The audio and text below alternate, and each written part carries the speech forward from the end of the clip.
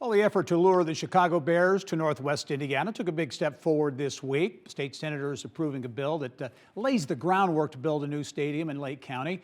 The legislation would establish the Northwest Indiana Finance Authority to issue bonds, buy land, finance capital improvements, and also enter into leases with private entities. IBJ Media continues to follow that story very closely, and IBJ editor Leslie Weidenbender joins me now. Leslie, good to see you. Good to see you too, Gary. Well, as mentioned there, so activity at the State House, this bill that would create the framework basically for a deal. So it is moving forward. Absolutely moving forward. Now, this is where it gets tough.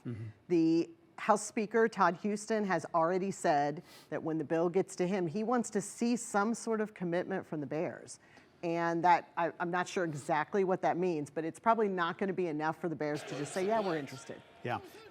You've been following this because I remember you asked Governor Braun I did. at an IBJ event, an innovative He wasn't event. ready to He wasn't, answer. but that kind of started the ball rolling. So this is something, whether or not it happens, it's got some traction right now. Yeah, that's what I think is really interesting. Is Indiana's in kind of a no-lose situation. If the Bears come to Indiana, that is a big win. Even if they don't, Indiana's out there showing that they want to be aggressive in terms of attracting companies. Yeah, and I think that's the same is true for Northwest Indiana as well. Going to have a big story in the paper this week on IU and Purdue, obviously two campuses in downtown Indy. The construction that we've known is coming, but boy, you can see it. Yeah, we were headed over to an NCAA meeting at the NCAA, and we were surprised to see the amount of construction. The Jim Morris Arena, which IU is building actually over there, very close to the NCAA headquarters, $110 million. It's expected to open late this year. That is going to be an arena for IU Indianapolis, but also can be used for other functions for the university and for the city.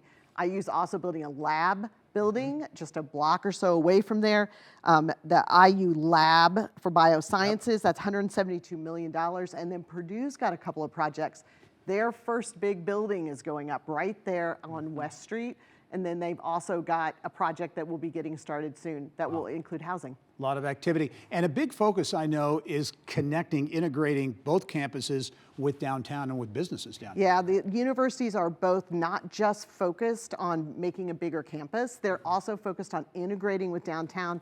West Street is a little bit of a barrier to that. It really is a dividing line. So there are some early discussions about what could be done about that. Yeah, so in West Street, because it's been talked about for a long time, what to do with West Street. This could be maybe the catalyst to get something Yeah, done. you've already seen Purdue is moving across West Street. They're doing some things on Indiana Avenue. They bought one of the apartment buildings there. And so pretty soon they're going to want to think about how to safely move students across there.